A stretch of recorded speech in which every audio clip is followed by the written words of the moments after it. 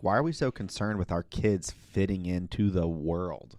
Yeah. The world is depressed, broke, and sick. It's like, why am I so concerned about my kids fitting into that system?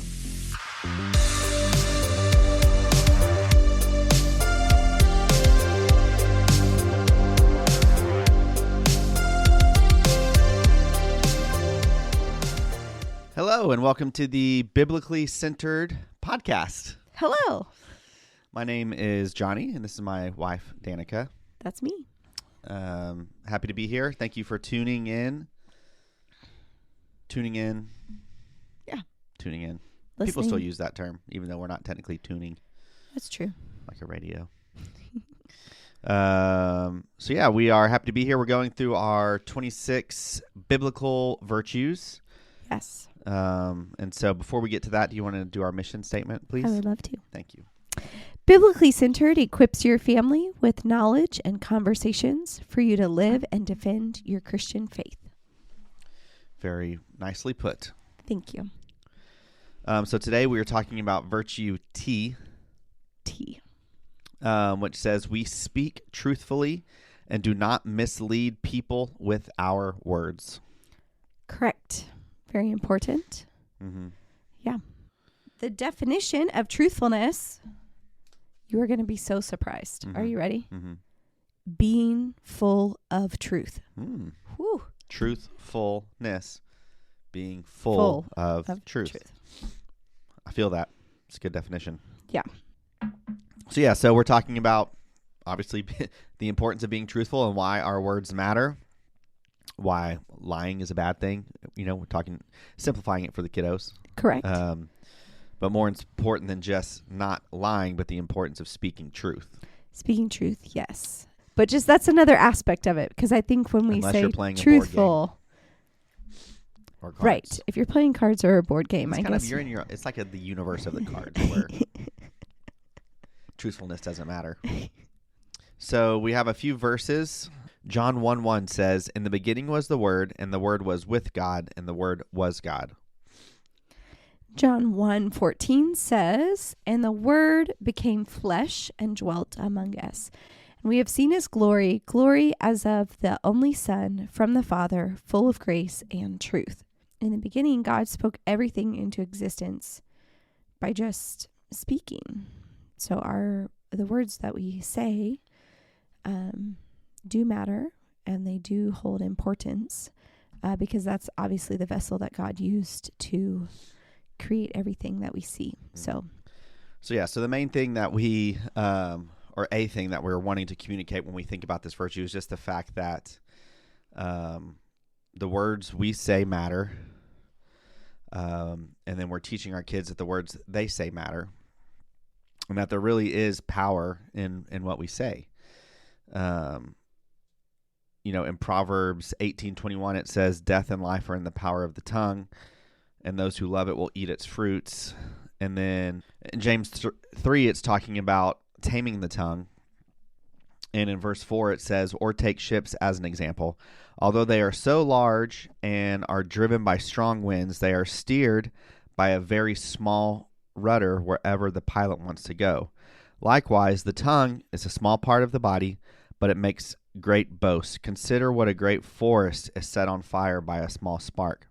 Mm-hmm. So then it goes on, and I like that imagery of, if you think of a large ship or a boat and it has a rudder, which is just a small portion of the boat you can't even really see, but yet it steers the direction of the entire ship.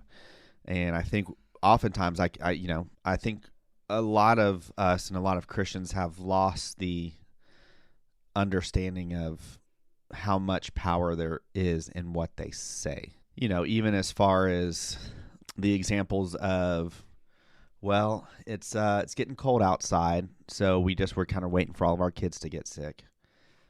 Or, I just know I'm gonna, every time this time of year I don't feel well, I get sick, whatever it is, like those types of mentalities, those thoughts, that you don't realize that by merely speaking those things, you can literally be speaking those things into truth. Not that we have to get on this podcast, but there's a very interesting lot of very interesting studies on the the study of quantum physics is a very interesting study, and I understand it is a little out there. It's not something that we necessarily preach a lot about in church, but nonetheless, for this podcast's sake, it is a very interesting study. The study of the smallest particles and how they respond to the world around them. So Max Planck, he's kind of one of the guys who really had his hand in quantum physics and the study of it way back when. And he's had the quote of, like, whenever I started studying quantum physics, it led me to not believe in God. So he basically uses the analogy of, like, drinking a glass of water. It's like once I started drinking the water, I lost my faith in God. But then once I got to the bottom of the glass, it led me back to God, kind of thing. And so quantum physics is one of those studies that as you go deeper and deeper and deeper, it gets more sciencey. But then as you get and circle back and keep digging, then it leads you to this realization that there has to be a creator for all the way that all this stuff functions in this microscopic level. Anyways, but to get back to the point of the power of the words, like, all the simple studies that have been done of, like, I was talking to a buddy a week or two ago about a study where these people got glasses of water, and 2 glasses of water from the exact same source. And then on one glass of water, they would just once a day say positive things to it. I thought you said they just wrote it on a piece of tape. Maybe that's what it was. Like, they didn't even say anything out loud, but they wrote a positive word on one and they wrote a negative word on the other. So yeah, on one glass of water, they got a piece of tape, or maybe it was just a dry erase marker or whatever, piece of tape, wrote a negative word on it, taped it to the cup. On the other one, positive word, wrote it, stuck it to the cup, and then just left them alone. And then after weeks and weeks and weeks, the molecular structure of the water was night and day difference between the negative one and the positive one. Yeah. The negative one had already broken down, was getting disgusting, and anyways, and it's just interesting, and not to get all weird and spacey and whatever on this podcast, but I think there is something when we think about the power of the tongue. It's not just like a nice thought, like, yes, we should be nice to people because saying something mean to someone could really ruin their day. Like, there's power in that. We know that. But it's like, no, literally there is power in what you say. Like, you can affect the condition of your body, of your health, of your mind, if you learn how to take your thoughts captive. And that's not a foreign concept in the scripture either, because Jesus talks about taking your thoughts captive, and we've talked about taking our thoughts captive. And there's a power in, because if you don't take your thoughts captive, they will become your words, and then your words become your reality. Yeah. So when you think about, what do you want to say about other people? What do you want your children to say about themselves? A lot of that is cultivated in the home. So what have their parents been telling them, or friends been telling them? And if they know how to take captive of their thoughts and how to speak in a positive manner about themselves, that will go far. I mean, you just think about people who get stuck in those cycles of talking about themselves over and over and over, and it's not good. Like, that's hard to break or to get out of. It's a lot easier to believe what you say than to believe what you think, almost, I think. Yeah. And some of the stuff, it's so ingrained in the way we were raised, or just the way that we talk, or our perspective, that we don't even realize some of the mindsets we have that are not serving us and hindering us from being an example of Christ that we could be. And all it comes back down to is your mindset and then the words you say. Yeah. Matthew 12:36-37. I tell you, on the day of judgment, people will give account for every careless word they speak. For by your words you will be justified, and by your words you will be condemned. I mean, just a reminder there about that. But yeah, and that's even, growing up in the Baptist world that I did, a big phrase that we used a lot was redeeming the time. And I think that point kind of plays into that of, like, we are given a finite amount of time on this earth. Even if we live to 100, it still is a finite amount of time. Mm-hmm. And me being in my mid-30s is realizing, you know, things kind of start to pick up, you know. And so thinking about myself older now doesn't seem like a far off reality like it used to. You know what I mean? Mm-hmm. And so your perspective kind of starts to shift a little bit. But when we talk about redeeming the time, it's, you know, we have been given a finite amount of time, and God, we believe God has us here on this earth for this time in history to make an impact for His kingdom. And I know we're talking about frivolous words and careless words and that sort of thing, but also on a bigger scale, just, you know, a careless life. Like each day is a gift. Each day has a purpose.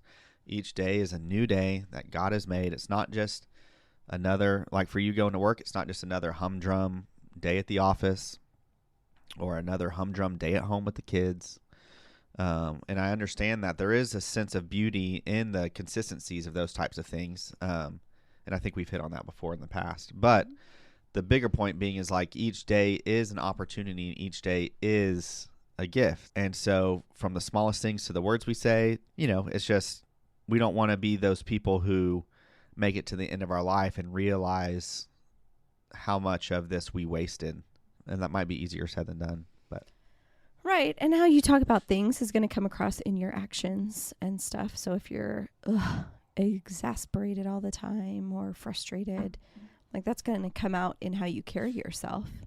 So a lot of this just goes back to, you know, how do we want the world to perceive us who are representing Christ? Mhm. And if our words are affecting that, then we need to change our words. And you're right, it first starts with our thoughts. So we first have to make sure that, you know, what we're thinking is good. So we're determining, you know, our environment is going to be good.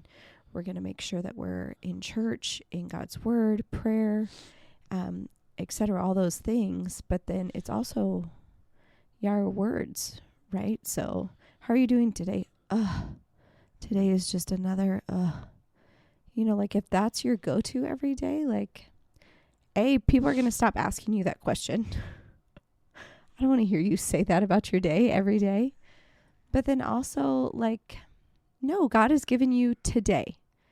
And we should rejoice and be glad in it. No matter if it's the same as last week or the same as yesterday, you know, we should still be able to find beauty in the day because you're alive. Like, you know, I think we forget that a lot. And for our children, we don't want them to feel, I don't know, your words say a lot, and they say a lot around your kids and how you respond to them. And I get it. You can be frustrated and annoyed because I get frustrated and annoyed. But I don't want them to think about themselves and think those things about themselves. You know, I know that I have to remind myself a lot of the times, like with our kids, I'm not going to tell them, or I try to remind myself, like, you are acting like a goofball, or you are acting like this, not you are that. If that makes sense, like, you know, you are acting really disrespectful right now, or you are acting really rude right now. But I don't want to tell them that you are rude. Because people internalize anything, right? So good or negative, and negative almost longer. It attaches quicker, and it's hard. I forget, isn't there a statistic about how many times you have to do something positive to get over a negative?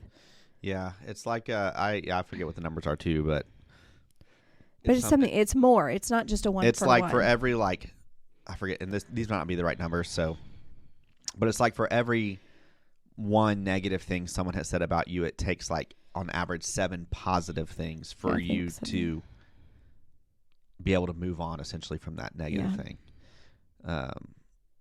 And you know, I do think, like, I try to have the mentality of like making normal things spiritual and spiritual things normal in the home. And so I think there is something spiritual to that reality of the way negative words impact us.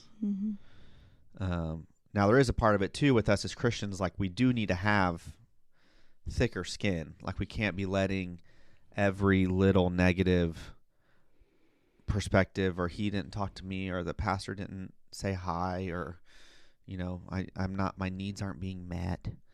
Right. Like, just these little daily things really get under our skin the way sometimes we let them. Like, we need to kind of be like, okay, we're not... Well, I think we have to view those things a lot. We have to view like, people are sinners. They're going to say stuff, and that's okay. Like, they haven't learned. But you're right. Like, that shouldn't matter, because that's not where we find our identity. That's not where we find who we are. Mm-hmm. And so, yes, there's an aspect of it to where it's like, okay, like, you should be able to take a few random comments on your Facebook wall today. Like, let's not get in a huge... No one has won an argument that I know of over Facebook. Yeah, normally, very rarely is someone like, that's a really great perspective. Thank you for sharing that with me. Right. But I think there's a truth to that in the church, and the beauty of what makes the church so beautiful is the fact that it's made up of a bunch of people. I think it's Charles Spurgeon quote that says, like, I've never found a perfect church, because if I found one, once I joined, it wouldn't be perfect anymore. Oh. So I guess I could look it up, but we'll just say it, something along those lines. You get it. But yeah, it's the point. It's like, why are you seeking a perfect church when you yourself are far from perfect? And if you found a perfect church and then you joined it, well, guess what? Now it's not perfect because you jacked up, son. I think all this to say, we just need to, one, have thicker skin, and two, just be full of a lot of grace and understand that we are part of communities of churches that the pastor's not going to get it right 100% of the time. Your pastoral staff or whatever at your church is not going to get it right all the time. You're going to meet plenty of people. You're going to have plenty of opportunity to be offended, and plenty of opportunity to make mistakes yourself. But the hope is that the church is there as a community to uplift each other in the name of Christ through our imperfections. And so don't get in the trap of, I don't know who I'm speaking to necessarily here, but if you're committed to a church, be committed to that church. Like, go all in. And not to shout out a buddy of mine, but there's a guy in the city we live in who has kind of made a name for himself in our city. His actual nickname is Mr. Wichita. So we'll talk about him for a sec. Anyways, because he had a post that he did, and he's like kind of very, very entrepreneur. What's that word? Entrepreneurial. That's not it either. Entrepreneurial. Nerial. He's an entrepreneur. And has lots of different ventures in our city. He hosts like tons of events for the city. And does a lot of production for a lot of different companies around the city. He has his own studio where he does, podcasting, and other, organizations come in and do Anyways, he's really made a name for himself in our city. And, and so he had a post about, like, when I moved to this city, I did not want to be here. Like, Wichita was not where I wanted to be. But he kind of had a mind shift of, like, if this is where I am now, I might as well just go all in. Like, don't hold back anything. Just go all in. And then once he shifted his mindset to that, like, I'm just going to go all in, then that's when the doors started opening. But with your church, like, if you're in your church, be all in your church. It's not a perfect church. And like I said, your pastor's not perfect. The people in church aren't perfect. But God can do so much through us if we just commit and go all in. We've talked a lot about being involved in the church, but I just think there's an aspect of it where we can we rob ourselves of opportunity and really allowing God to work through us by just treading water in the situations in our life, instead of just being like, this is where God has me now. I'll just be committed. I'll just go all in, and you never know. Mm-hmm. That's not exactly on the point of this episode, but I don't know. I was just going to go back to, you had mentioned earlier, just let your words be positive. I don't know. Not in a happy-go-lucky, you're not, like, not in a way that's oblivious, but just, like, I don't know. We had some sickness go through our house in the past few weeks, and never once were we like, oh man, we're just all, man, okay. One of us has got it, so there's 5 of us, so, and if he's a day behind, then then she'll probably, and then we'll, and then we, like, and our boys are young enough to where sometimes they want medicine, some kids are like, oh, I want the medicine or whatever.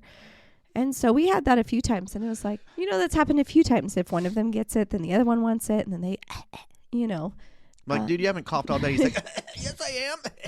Like, and we're like, no, you would rather be healthy than you would be sick. And we're not going to spread this around, and we're not going to pass it around. And, your sister's body is healthy. Your body is healthy. God made your body designed to fight this. And so I don't know. I mean, that can change the whole mindset of your kid, because then they want to get better, like anytime they did feel good, they were like, can I go outside? And it was like, yes, you are feeling better. Yes, please do that. And I guess maybe that even goes a step further, and don't play into the victim mentality of like, I'm just defeated. Everyone at work has a cough. I'm probably going to get a cough. Or I sat next to her and she got the flu, and I hear it's really bad this time of year. Like, why? I don't want to get sick. I would never tell myself like, probably going to get sick. yeah, I wish there was just a way that we could truly understand. And I mean, and that's what thing I think is so cool about science. I think it's interesting because science does lead people away from the church, but I just think there's such an interesting thing with science and how truthfully I feel like it backs up the word. Mm-hmm. And even on this subject with our words, like there are so much studies that have been done about our body's ability to receive, for this instance, sickness. Now, I don't think we need to get into a huge debate on this topic, right. But on a very simple term, on a scientific level, like whenever you speak negative things or have negative perspectives, it does different things to your heart rate, to your blood flow, and a lot of different things in your body that I'm.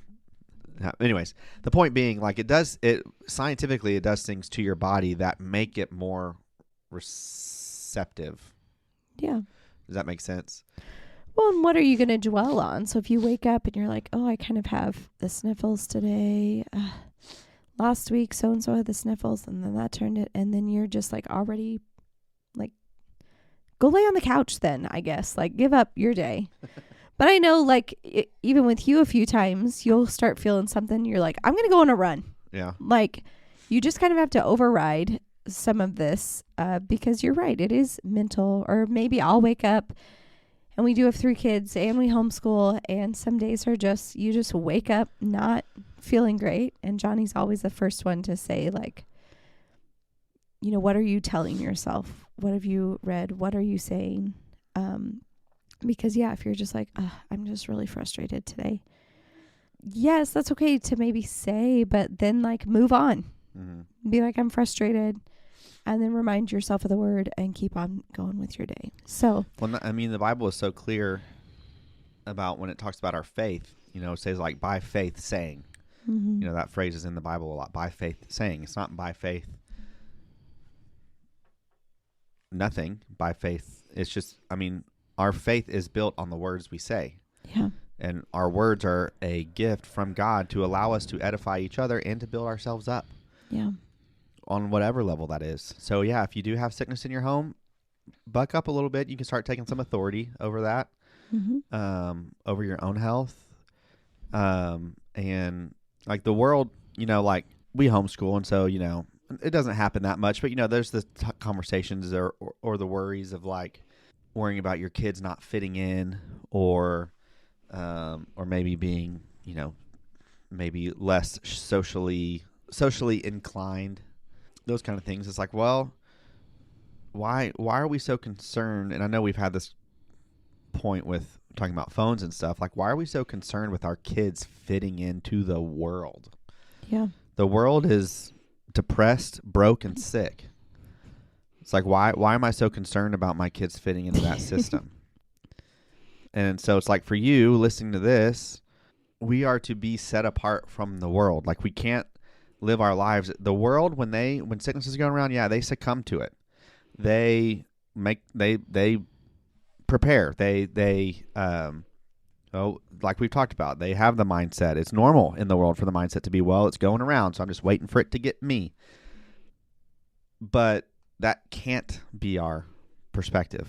Yeah. And I believe we do play a part in this. You have to take the offense. Is that what it is? I'm not very you got to take the ball. But if we're to be a light to the world, then the light's going to be different than the darkness. And the light's going to be piercing. You know, there's some light you wake up in the morning and you're like, good grief, like it's shining in right into your eyeballs. You know, like you're going to be different. You're going to be pretty direct sometimes. You're going to be all these things that light is in the darkness. And we don't want to be lulled to sleep. We would rather shine so that people can see who Christ is. And honestly, with how social media people talk and the news and all the garbage that's out there, I would rather be a shining light of, you know, joy and hope to those people. That is going to people are going to notice you with your words over you just blending in with everybody else. Mm-hmm. Like, why would someone ask about Christ if you're just being the same as everyone else? You know, and you can tell with children, like children are joyful, you know, they do have this just optimism about life that for whatever reason, we just decide to pound out of everybody and just like, no, you can't live your life like that. Like that's, we're watching a really kind of a stupid show right now. But there's a girl on this show that is so joyful and so excited and so smiling, happy about life. And all the other girls, it's Farmer Wants a Wife. I know. Farmer Wants a Wife. Sorry. We're, you know, whatever. We used to watch The Bachelor, years ago. Years. Like back when it was good. And, well, even still, I always had issues kind of with it. Like the whole fantasy suite thing. I was just like, this is not. We would normally turn it off. But we decided not to watch that anymore. But Farmer Needs a Wife seems like it's just a better, maybe I'm just making excuses, but it seems like a better version of that concept because, I mean, they've been together, you know, these farmers and these ladies have been together for like weeks now. And like one of them hasn't even kissed a girl yet, you know? Right. So it's very, you know, they're taking a it little slow. more country, a little more gentleman, a few of them, you know. Anyways, we're just making excuses here. We are. It still is garbage TV. It still is. But all that to say, one of these gentlemen has this girl who is her name Joy? Her name is Joy. Yeah. Her name is Joy. She literally is just smiling the whole time, has a great outlook on life. I mean, that's what the camera is deciding to show you. And one of the other girls was so annoyed. And it's just like, she's so fake. And I can't even, and she's so fake. And it's like, but you've been living with her for weeks and she's still like this. Uh-huh. And you're not getting any hint of her like being two-faced, but she just thinks she's putting on this show. And so the one girl got her panties in a wad and had to leave. Yeah. I say that as like, you know, she was like, I can't believe how he would like me and her because we're so different. And so I just can't stay. And it's just like, okay, cool. I don't know. So yes, it is garbage TV, but she is being joyful and people see that and people are either excited about that, like the other girls are having fun, and some people it rubs them the wrong way because they can't believe that someone could be that. It is very countercultural to be joyful. Yes. And I will say that, like, it's countercultural in our Western society. Yeah. And, you know, we're in an interesting place in history of having so much at our fingertips and so much quote unquote luxury and ease. And I understand that there are, you know, real economic and things like that going on in the world that are troubling, but we have a lot at our fingertips. And you know, historically speaking, I forget what it's like, you know, the quote is like, hard times make strong men make easy times make weak men make hard times. And so you're kind of in that cycle, historically speaking. And so we're kind of in that easy time, and easy time makes weak people. Yeah. And so I think we see that in our culture because, like, in America, I get things aren't perfect, but we got it pretty good. And we don't have a great perspective on what the actual world is actually facing. Yeah. Real issues. And it seems like our biggest issue is, you know, people's pronouns. And it's like, how is this such a made up issue? And I know this is probably getting on a high horse, and probably the people who think that way aren't listening to this podcast, but it's just such a, like, we crave drama, we crave conflict, we crave wanting to be known and wanting to be right. So whenever we're in these times in history where it's like there's not, you know, and again, like I said, not that there's not real issues out there, but really, like, culturally speaking, like, we're pretty good. Like, you can kind of do and be whoever you want. Right. Then we kind of create these falsehoods to make this the, you know, driving point of our culture. Right. This is what I'm going to be known for. Or this is what I'm fighting. Right. And you're just like. But for me, it's a reflection of, you know, like, yeah, we have had it pretty good, and that's why these are the things that our culture is facing, is because we don't have the challenges that a lot of other cultures have. Yeah. And anyways, we don't have to go down that trail, but all that to say, like, you know, like, the joy of the Lord is our strength.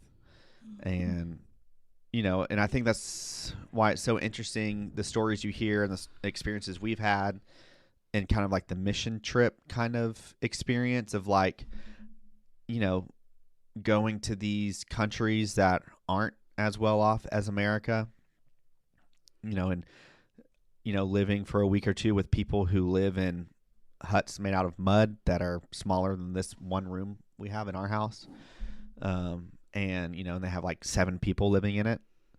And yet there's just this sense of peace and joy that these people carry. And it's just, you know, and I know we've said it before, it's like, yeah, the mission work is important because we can bring resources to places that maybe don't have them. And, you know, like, Danica's dad has an organization, what we've talked about, a bunch of ragamuffins. And he goes at least twice a year to Uganda and, you know, helps with wells, helps with schools, you know, all sorts of stuff.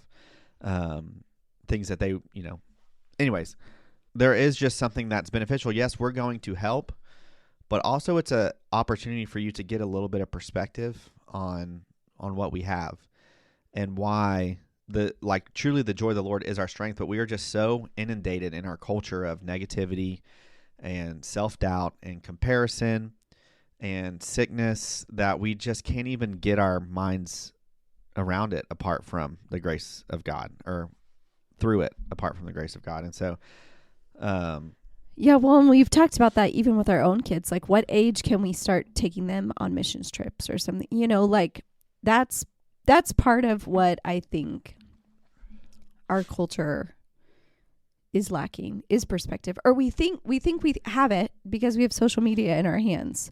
So we're like, oh yeah, we see around the world and all this stuff, and it's like, you might see it, but I think you're having a blind eye because you really do see it all the time. Mm-hmm. Like, things aren't as impactful as they used to be before we had it just ready at our fingertips. So anyways, I don't know. This episode we covered a lot. We had a lot of stuff to say.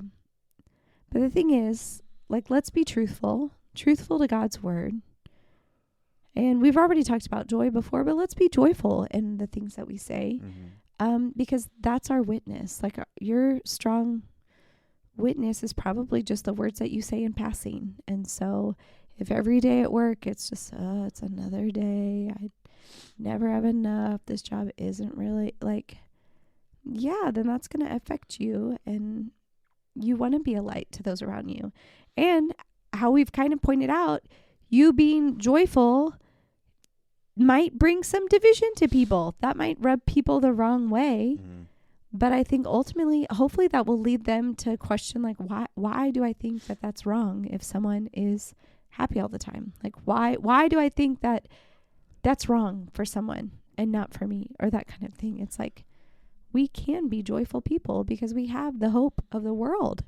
We literally have it. And so we need to be that light for other people. So anyways, a lot to think about, I think. A lot to think about. So thank you for joining us. Our kids podcast has been going on for 5-ish weeks now, 5-6 weeks. We're really enjoying that. That's the Biblically Centered Kids podcast. So if you want virtues, but in a manner that is bite-sized and easy for your kids, along with Bible stories and fun games, just to let them be in the Word every day, we would love for them to listen to that. Yeah. So it's good stuff. We enjoy doing it. We enjoy doing this podcast. Thank you guys for listening. Yes. And we'll see y'all next time. Bye.